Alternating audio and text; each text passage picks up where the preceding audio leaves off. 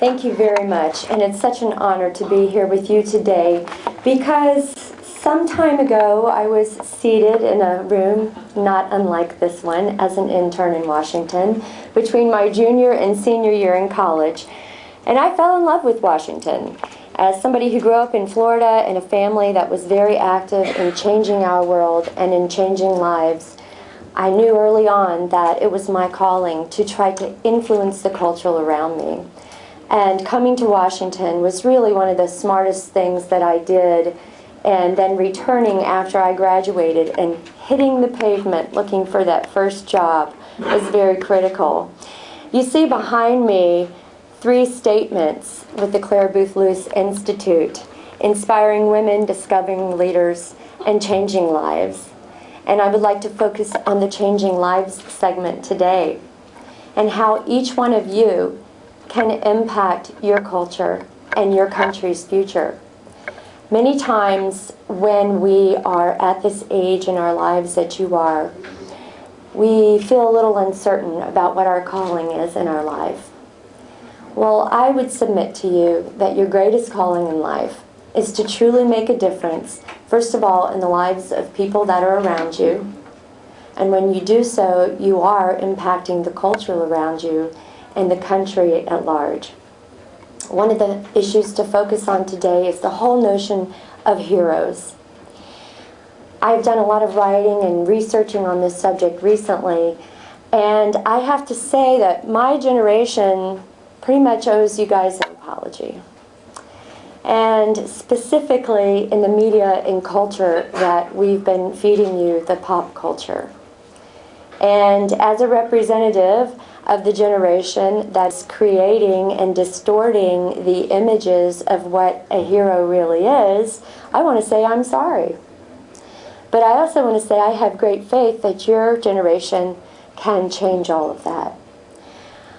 I received an email recently when I was writing my latest book about the culture and how parents can help take back their families from a teacher of 4th grade.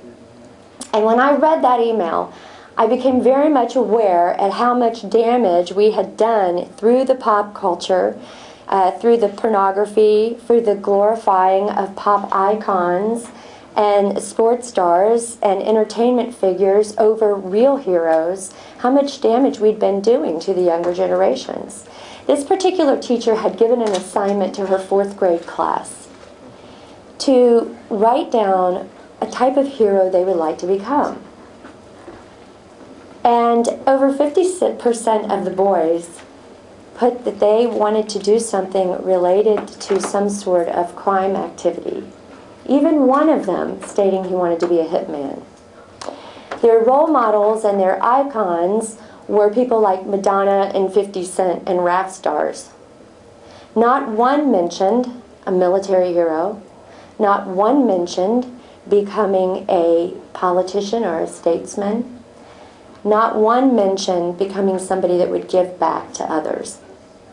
Well, I would submit that that is enough evidence right there to show what we've done with the word heroes. My goodness, I'm sorry, we've probably even ruined Batman for the younger generation. When I was a kid, Batman was the superhero because he was all about doing good in the world. Well, we know that even today the superheroes in a lot of the comic books are sinister. They've got something in their past, and they become very angry and bitter over that. And today's comic book characters that are created by adults of my generation are really have robbed those superheroes from the younger ones. I mean, my goodness, Batman's not appropriate, the latest one, for a 10-year-old to go see. My 21-year-old son informed me of that it's not appropriate for younger kids. But the good news is that we have plenty of heroes to look at around our country. We have our military heroes. I'm proud to say that I am a Navy wife. My husband is actually retired from the reserves. He did not see combat in our married lives as far as having to get out in the middle of the bombs blowing, but although he was off the Beirut gun line on ship duty many years ago when the Beirut barracks were blown up in the early 80s and had to attend to that. And the terrorists we were fighting then are the same guys we're still fighting now. It's going to be up to your generation to actually finish that job. Many of you will be called to serve at some point in the armed services. Many of you will be called to serve in other ways of saving lives. But I would submit to you that heroes are also people who are culture warriors, who make a difference in their communities and actually give up something in their own life on behalf of others. Not necessarily always their own physical life. But heroes are people who are marked by their character, by their noble deeds. And all of you have an opportunity to do that. So I would say to you, what is it that you would do with your life today?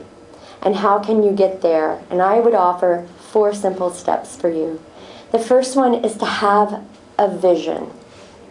The good book says, without a vision, the people perish. Maybe that's why our Declaration of Independence and our Constitution start with vision statements. Our founding fathers, who were well versed in the Bible, understood the need to have a vision. And they understood the need to write it down and to be able to articulate it so other people could catch that vision. You're all familiar with it, but I'll read from it just because I want you guys to understand the importance of carrying around your own document, the Constitution and Declaration of Independence. If you don't have a pocket-sized one, you should get one. Because this is the document, the Constitution part of this, that's being challenged every day and abused every day. And it's supposed to be what we go back to when we're deciding what votes are taking place in this very complex that we're in. It's supposed to be the document that's the guiding light. So you all should know that. In the Declaration of Independence, again, you're all familiar with it. We hold these truths to be self-evident, that all men are created equal, that they are endowed by their Creator with certain inalienable rights, that among these are life, liberty, and the pursuit of happiness. That's a vision statement. And then they went on in the Declaration of Independence to declare why that vision statement for all of mankind had been violated and why they were forming a new union. And then the Constitution, again, the very preamble is a vision statement. I read it to you once again, just so you can see the importance of having it and being always able to refer to it if you have it. We, the people of the United States, in order to form a more perfect union, establish justice, ensure domestic tranquility, provide for the common defense, promote the general welfare, and secure the blessings of liberty to ourselves and to our posterity, do ordain and establish this Constitution for the United States of America. It's a vision statement. So the first one is to have your vision statement. Who else in modern times had a vision statement they could clearly articulate? How about Martin Luther King, who saw a world and had a dream where one day people would be judged by the content of their character, not the color of their skin. Because he had a vision statement, he could articulate it. And because he could articulate it, he could inspire others to follow. Ronald Reagan, a vision statement. He had a dream that his hope would be that one day the world would be free of the threat of nuclear war. And so he invented and put forth a missile defense program, which, by the way, right now is being chipped away at by a current administration. But Ronald Reagan was a visionary. He had the vision of America, that shining city on a hill. What is your vision? What is it that you're called to do? You can have several visions. You have your individual, personal visions for your life and your relationships, which, above all else, are critical.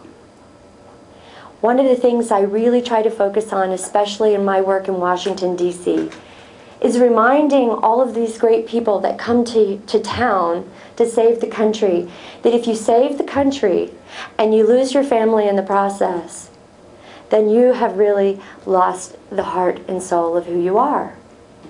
So at this age in life, before you are committed in relationships such as marriage and parenting, understand what your vision is for those relationships. And then when you have your vision, what do you do next? You step into your plan.